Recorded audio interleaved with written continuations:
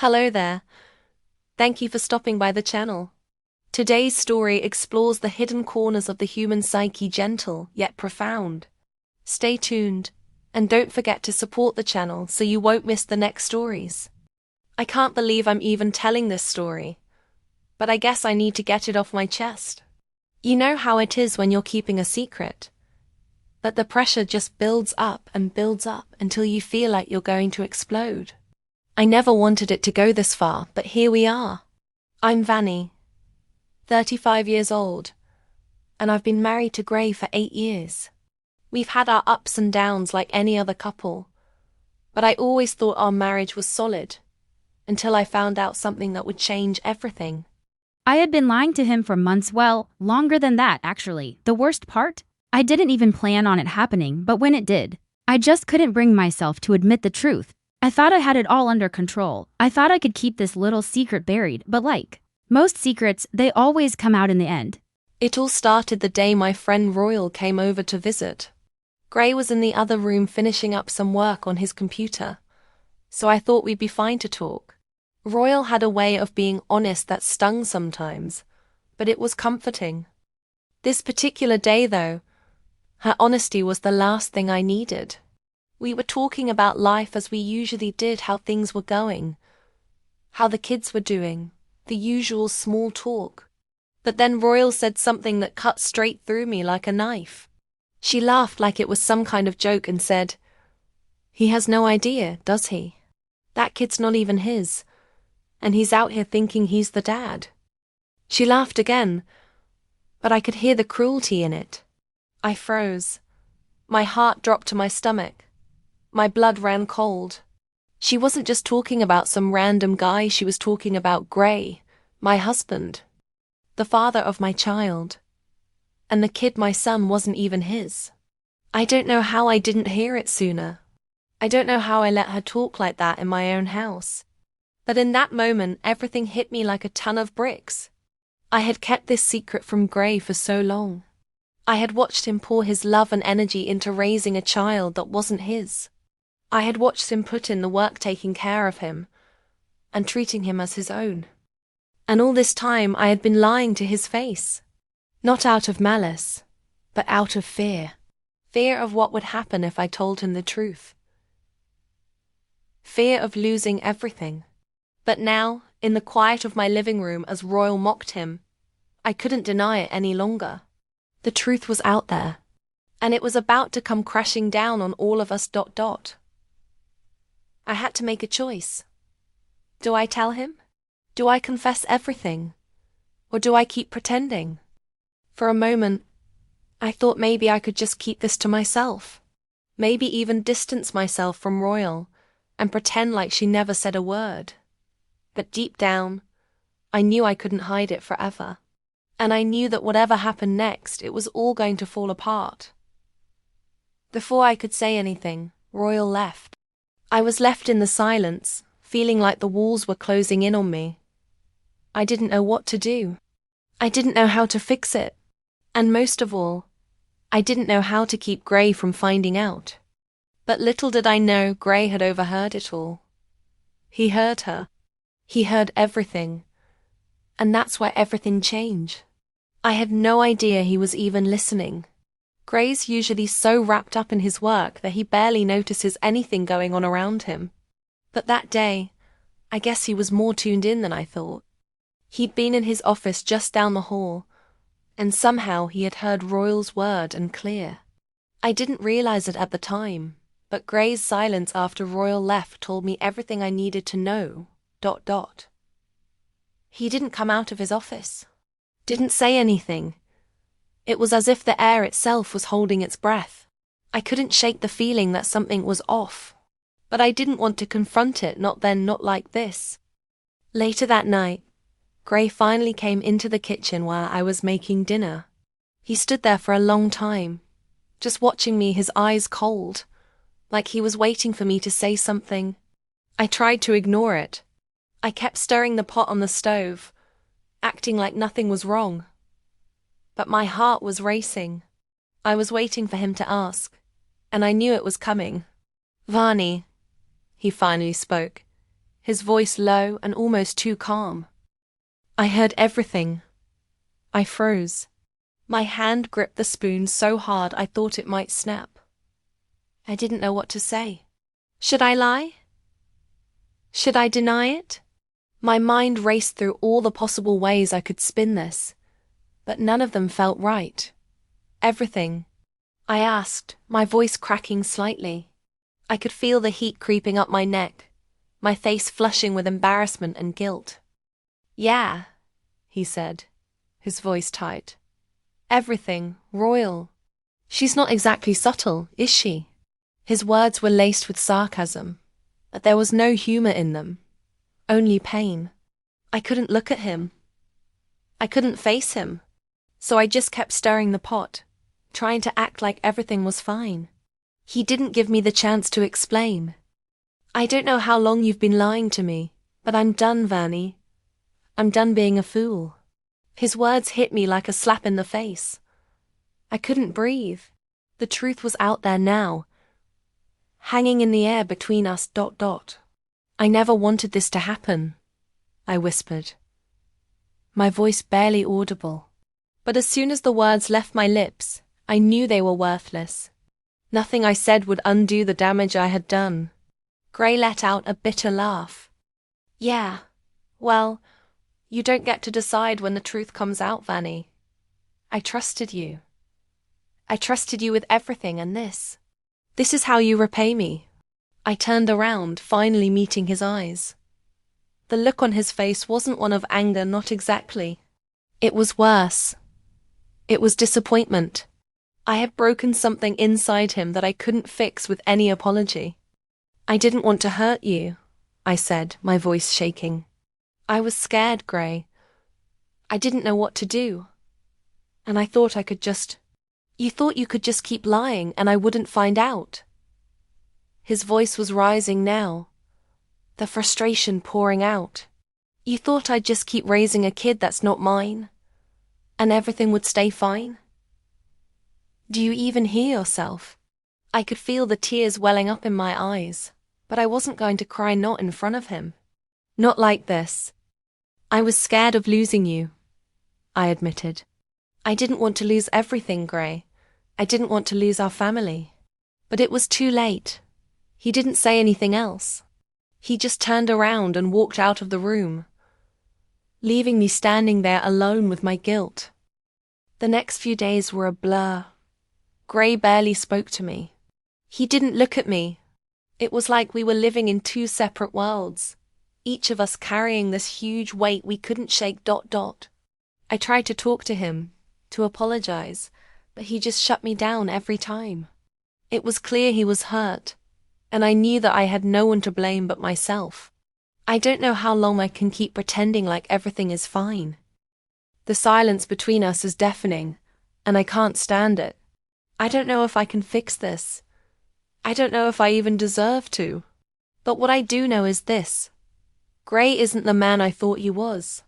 And I'm not the woman I thought I was either. I don't know where this story ends, but I do know that things are about to get a lot worse before they get better. The days that followed felt like a heavy fog had descended over the house. Gray barely spoke, and when he did, his words were sharp, cutting through the silence. I could see the hurt in his eyes, and it tore me up inside. But nothing I said seemed to get through to him. It was like I had shattered something in him, something I couldn't fix with a simple apology. I tried to be patient, tried to give him space, but the tension between us was unbearable.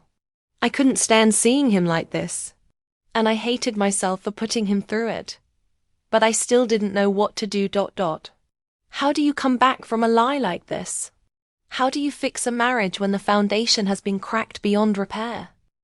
It wasn't until a week later that things finally came to a head.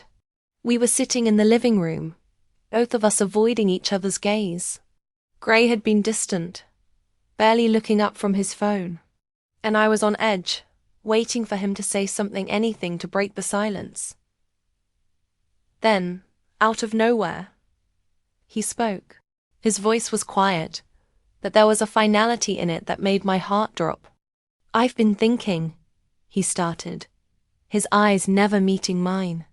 And I can't do this anymore. I can't just pretend like everything's okay.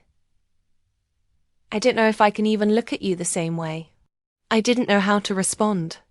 I felt like I was suffocating. I opened my mouth, but no words came out. I'm not saying I don't love you, he continued, his voice cracking slightly. But trust is everything in a marriage, Vanny. And you destroyed that. I don't know if I can ever trust you again. I could feel the tears welling up in my eyes. But I refused to let them fall, not yet. Not when things were still this raw. I'm sorry, I whispered, barely able to get the words out. I never meant to hurt you. I didn't know what else to do. But Gray just shook his head, his jaw clenched. It doesn't matter now. The damage is done. You made your choice, Varney. I could feel my chest tightening as his words sank in. I had made my choice, hadn't I? I had chosen to lie, to keep the truth hidden. And now I was paying the price. And it wasn't just me who was suffering, it was him too.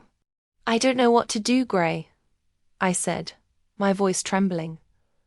I don't know how to fix this. He stood up, running a hand through his hair in frustration. I don't either, Vanny. I don't know if I even want to fix it. The words hit me like a punch to the gut. I had known things were bad, but hearing him say that felt like a death sentence. To everything we had built.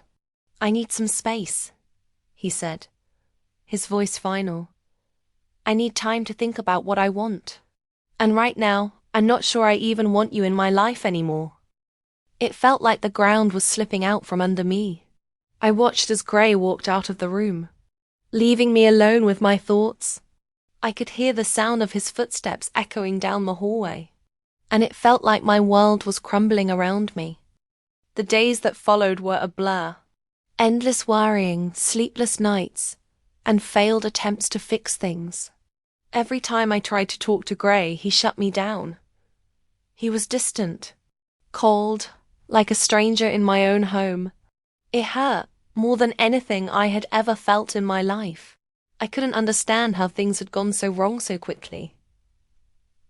How had I let myself get to this point?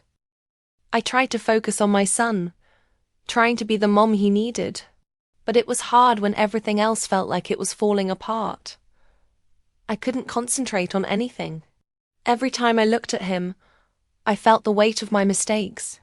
He deserved better than this, better than me. But things were about to take another turn, and when they did, I didn't know if I'd be able to handle it. A few days passed, and the tension in the house felt suffocating. Gray was still distant, barely talking to me. I couldn't stand it anymore, but I didn't know how to fix it. I was trying to figure out how to get him to listen, to see how sorry I was. But every time I reached out, he pulled further away. Then one night, after what felt like the 100th failed attempt to talk to him, something changed. Gray was still in the living room, staring at the TV but not really watching it. I was in the kitchen, pretending to clean up, when I heard his voice. Vanny, he said, his tone a little softer than before. I turned around slowly, unsure of what to expect. He was standing in the doorway, his arms crossed, his face unreadable. It was the first time in days that he'd even looked at me without anger in his eyes. I've been thinking, he started, and I braced myself for whatever was coming next. I don't know if I can ever forgive you for what you did, but I'm not ready to walk away yet. I don't want to lose you, but I can't keep living like this. I felt like my breath had been knocked out of me. The hope I had been clinging to for the past few days finally surged up, but I knew that it didn't change what had happened. He was still hurt. He was still processing, and I had no right to rush him through it. I don't want to lose you either, I said, my voice thick with emotion. But I understand if you can't forgive me. I don't deserve it. I don't know what I was thinking, but I swear I never meant to hurt you. I'm so sorry, Gray. He didn't answer right away. Instead, he took a step closer, his eyes scanning my face. There was so much pain in his eyes, but there was something else too, a flicker of hope. Maybe, I wasn't sure, but I knew he was torn just as much as I was. I'm not saying okay. Not yet. But maybe we can try to figure this out, he said, his voice quiet, almost like he was testing the waters. I don't know what that means for us, but I'm willing to try. Are you? I didn't even hesitate. I'll do whatever it takes, Gray. Whatever it takes to fix this. He nodded slowly, his eyes softening a little, but I could still see the doubt in them. He was willing to try, but I could tell that it was going to take time. More time than I had thought, and maybe more than I deserved. The next few days weren't easy. We talked, but the conversations were awkward, filled with silence and hesitation. I was walking on eggshells, afraid that any wrong move would push him further away. We didn't have any big blow-ups, but I could feel the distance between us. And every time I looked at him, I was reminded of the trust I had broken. And then just when I thought things might be getting better, Gray dropped another bombshell on me, ... One night after dinner, he sat me down. This time he was calm, but his expression was serious. I've been doing a lot of thinking, he said. And I'm not sure I can keep pretending that everything's fine. I don't know if I can be the person you need me to be right now. And I don't think I can ever get past what you did. My heart sank.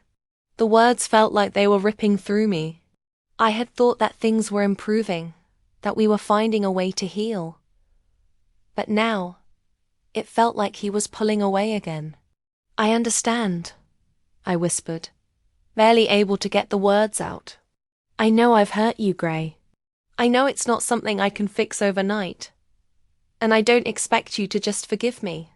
But I need you to know that I'm trying. I want to fix this. I want to fix us. He didn't say anything for a long time, just stared at me. It felt like the longest silence of my life. But finally, he spoke. I need time, Vanny, he said softly. I don't know if I can get past this. I don't know if I can ever look at you the same way again. But I'm not ready to give up on us yet. That was the moment I realized just how much I had to lose. One had taken so much for granted. I thought our marriage was strong, that we were solid, but I had let a lie grow into something bigger than I could have imagined. I don't know what's going to happen next. I don't know if Gray and I can rebuild what we had. But I do know one thing. I can't change the past. All I can do now is try to earn back his trust one day at a time. Gray and I tried. We really did. But sometimes, trying isn't enough. No matter how much you wish you could go back and undo the damage. The truth is, the damage is done.